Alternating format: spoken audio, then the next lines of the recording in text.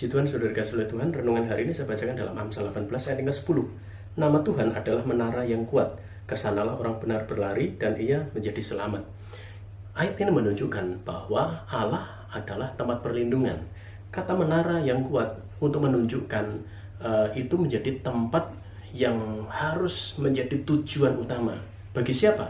Bagi orang yang sedang membutuhkan pertolongan, membutuhkan perlindungan. Karena menara itu menjadi tempat perlindungan dari musuh. Tempat di mana orang merasa terlindungi, merasakan keamanan, menikmati keselamatan dari binatang buas maupun ancaman-ancaman musuh atau orang-orang yang berniat jahat. Dan ayat ini menunjukkan bahwa Allah itu atau nama Tuhan itu adalah menara yang kuat. Ini bukan hanya sekedar kata nama, ya, bukan nama yang tertulis Tuhan atau Yesus saja, tetapi nama yang menunjukkan identitas dari sang pemilik nama itu. Ya. Jadi ketika Alkitab membahas tentang kata nama Tuhan, itu berarti sebenarnya itu menunjuk kepada pribadi Tuhan sendiri. Jadi artinya nama Tuhan adalah menara yang kuat. Itu berbicara tentang pribadi Tuhan sendiri, di mana Tuhan itu menara yang kuat. Kesanalah orang benar berlari dan ia menjadi selamat. Jadi benar-benar ayat ini sangat meneguhkan kita bahwa Tuhan itu adalah menara yang kuat yang menjadi tempat perlindungan dan tempat di mana kita menikmati keselamatan. Kehidupan kita hari-hari ini mungkin diwarnai dengan berkat, sukacita, tetapi mungkin juga ada warna yang lain di mana ada penderitaan, tantangan, kesulitan, sakit penyakit, tekanan, bahkan keadaan-keadaan yang bagi kita rasakan tidak nyaman. Tetapi sebagai orang benar, ayat ini membangun kehidupan kita. Orang benar itu larinya kemana? Ketika situasi yang tidak nyaman, situasi yang tidak baik itu dialami. Orang benar harus berlari kepada Tuhan. Orang benar harus berlari kepada Yesus. Tetapi kata ini menunjukkan bukan berarti kalau kita punya masalah baru berlari kepada Yesus, dan kalau keadaan baik-baik saja kita tidak berlari kepada Yesus. Tidak. Karena dicatat di sini, kesanalah orang benar berlari. Jadi orang yang benar, yang disebut orang benar, itu adalah orang yang menjadikan Yesus sebagai Tuhan dan Juru Selamat. Ini tidak berbicara tentang orang baik. Orang baik belum tentu benar. Orang benar pasti orang baik. Jadi orang benar adalah orang yang sudah memiliki Yesus di dalam hidupnya. Orang yang dididik oleh firman Allah yang benar. Firman Allah sebagai kebenaran. Ya, di dalam Yohanes 17 ayat ke-17, firman-Mu adalah kebenaran. Jadi kebenaran yang membuat orang itu menjadi orang benar. Yesus sendiri berkata, akulah jalan dan kebenaran. Dia adalah kebenaran. Jadi kalau orang itu dilekatkan di dalam dirinya identitas sebagai orang benar, berarti dia memiliki kebenaran, dia memiliki sumber kebenaran, yaitu Allah sendiri atau Yesus sendiri. Dia berarti memiliki firman yang adalah kebenaran. Ya, jadi julukan orang benar itu bukan sekedar julukan, bukan sekedar panggilan untuk orang Kristen, tetapi panggilan orang yang diselamatkan dan hidup dalam terang firman Allah. Ya, dan itu adalah kita. Amin, saudara. Jadi, orang benar itu akan selalu berlari kemana? Kepada Tuhan, karena dia adalah menara yang kuat. Itu berbicara tentang bagaimana dia itu Allah yang setia, yang siap memagari. Makanya sampai dia berkata, lihat aku melukis engkau di telapak tanganku. Ya, tembok-tembokmu ada di ruang mataku. Artinya apa? Artinya batas-batas kita pun Tuhan tetap memperhatikan. Tuhan tetap akan memposisikan dirinya sebagai Bapa yang peduli, Bapa yang mengasihi, Bapa yang penuh dengan kasih sayang, dan juga Bapa yang sanggup melakukan banyak hal ketika kita membutuhkan pertolongan. Nah, sebagai orang yang benar, Paulus sendiri gambarkan, aku melupakan yang di belakang.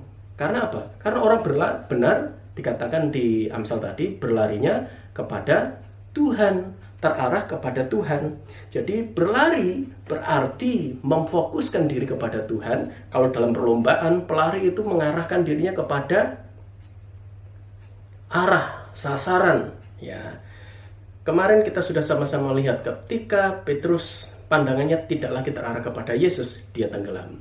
Tetapi ketika dia tenggelam berseru kepada Yesus, terarah kembali kepada Yesus, Yesus pegang tangannya dan dia mengalami pertolongan yang dari Tuhan. Jadi kita ketika berlari kita akan terfokus kepada Tuhan. Ini menunjukkan sebagai tindakan dalam kehidupan kita. Makanya Paulus katakan, kalau kita berlari berarti kita melupakan yang di belakang, kepahitan, kekecewaan, mungkin kita mengalami sakit hati, ya, dilukai orang lain, atau melupakan karakter manusia lama kita, perbuatan-perbuatan buruk kita, tindakan-tindakan kedagingan kita, itu harus kita tinggalkan dan berlari kepada tujuan, ya, terarah kepada Yesus. Nah, saudara dikasih oleh Tuhan, nama Tuhan menunjukkan kepada pribadi Tuhan sendiri yang adalah menara yang kuat. Di dalam Roma 10 ayat yang ke-13, sebab barang siapa yang berseru kepada nama Tuhan akan diselamatkan. Disebutkan lagi tentang nama Tuhan. Kita tahu bahwa ketika kita menengking, mengusir setan dalam nama Yesus, ya, ataupun ketika kita mengakhiri doa kita, kita diperintahkan dalam doa Bapa kami, kita harus mengakhirinya, menutupnya di dalam nama Tuhan Yesus Kristus. Ya, jadi artinya nama itu bukan sekedar nama, bukan sekedar YESUS, tetapi nama yang mewakili atau yang menunjukkan keberadaan sang pemilik nama itu.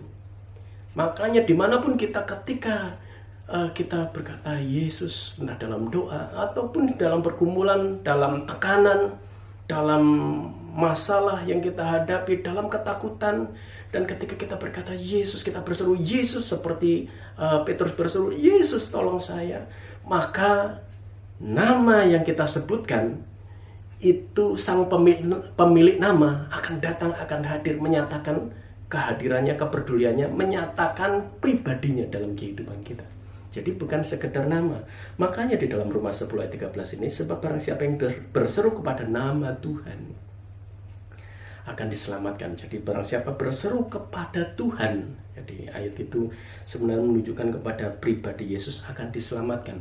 Berseru di sini tidak sekedar memanggil, karena apa? Di dalam Matius 7 sendiri ayat yang 21, banyak orang di akhir zaman akan berseru, Tuhan, Tuhan, bukankah kami bernubuat demi namamu, mengusir setan demi namamu? Banyak orang akan berseru kepada nama Tuhan, tetapi kenapa? Di dalam ayat selanjutnya Yesus berkata, pada waktu itulah aku akan berterus terang kepada mereka, aku tidak kenal kamu, kamu pembuat kejahatan. Jadi makna berseru kepada Tuhan, berlari kepada Tuhan, itu menunjukkan bahwa orang itu benar-benar terarah kepada pribadi, ya, memiliki ikatan batin, memiliki ikatan roh. Ya, makanya Paulus sampai gambarkan, aku ini tawanan roh. Tawanan roh berarti tunduk kepada otoritas Tuhan. Tuhan maunya kemana, kita nurut. Ya, itulah yang dimaksud dengan penyangkalan diri. Ya, bukan kehendakku Tuhan, tetapi kehendakmu. Yesus sudah menunjukkan teladan bagi kita. Ketika di Taman Getsemani, Yesus berkata, bukan kehendakku ya Bapa, tetapi kehendakmu lah yang jadi. Jadi artinya orang yang berseru kepada nama Tuhan berarti dia bergantung sepenuhnya kepada Tuhan. Dia mengandalkan Tuhan di dalam kehidupannya. Orang yang memiliki ikatan cinta agape, ya, di dalam hidupnya.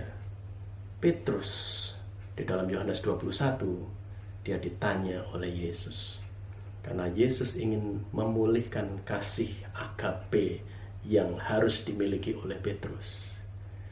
Tuhan ingin memulihkan kasihnya kepada Yesus. Petrus akibat dari tantangan dia sempat menyangkal Yesus. Dan Yesus ingin perbaiki, benahi, pulihkan rohani Petrus. Dan saat ini Tuhan pun akan memulihkan kehidupan kita sekalian. Seberapa kuat ketergantungan saudara kepada Tuhan, seberapa kuat kasih saudara kepada Tuhan, seberapa kuat kerinduan saudara untuk selalu merindukan hadirat Tuhan, seberapa kuat kehidupan doa saudara, seberapa kuat ketekunan saudara di dalam menggali, membaca, merenungkan firman Allah.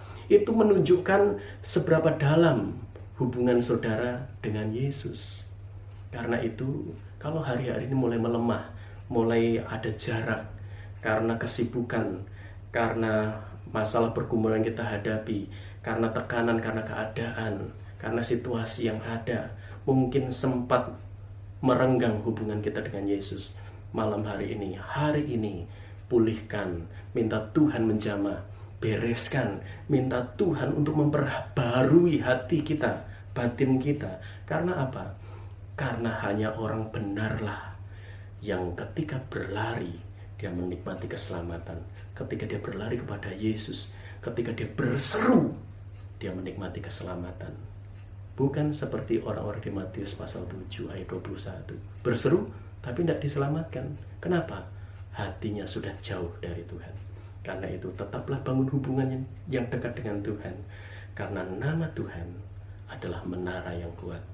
Namanya menunjukkan pribadinya yang adalah Allah yang kuat, yang tidak ada tandingannya.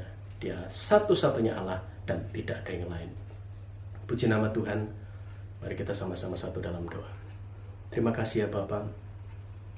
Ajar kami Tuhan untuk menyadari hidup kami adalah hidup yang istimewa di mata-Mu. Engkau sudah mati bagi kami, Engkau sudah menebus dosa kami.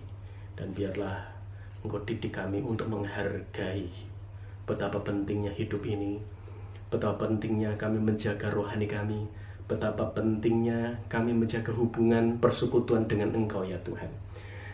Kami mohon kepadamu Tuhan, pulihkan, dan biarlah Engkau bawa kami untuk semakin erat dalam pelukan-Mu, merasakan hadirat-Mu, hidup dalam ketekunan, membaca dan merenungkan firman-Mu, memiliki kekuatan doa, memiliki dasar yang kokoh, iman yang kuat di dalam Engkau.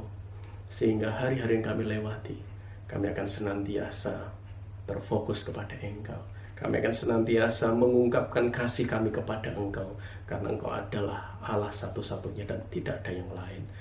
Engkau adalah menara yang kuat, tempat di mana kami menikmati keselamatan, perlindungan, menikmati kasih sayang-Mu. Dan nama itulah yang membuat ketika kami berseru, maka Engkau segera mengulurkan tangan-Mu, menyelamatkan, melindungi, bahkan menolong hidup kami. Terima kasih ya Bapa. Terima kasih Tuhan. Hari ini kami semua dijamah oleh Tuhan, yang menghadapi masalah persoalan. Kami percaya kami diberi jalan keluar. Yang menghadapi sakit penyakit, kami disembuhkan oleh Tuhan dalam nama Tuhan Yesus Kristus.